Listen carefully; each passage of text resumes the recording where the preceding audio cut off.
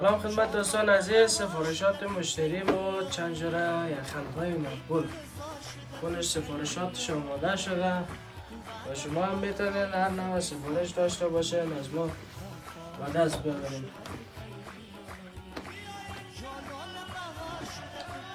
این منگوش به هر رنگ خواسته باشین یخن براتون به سراسر جهان ارسال میشه.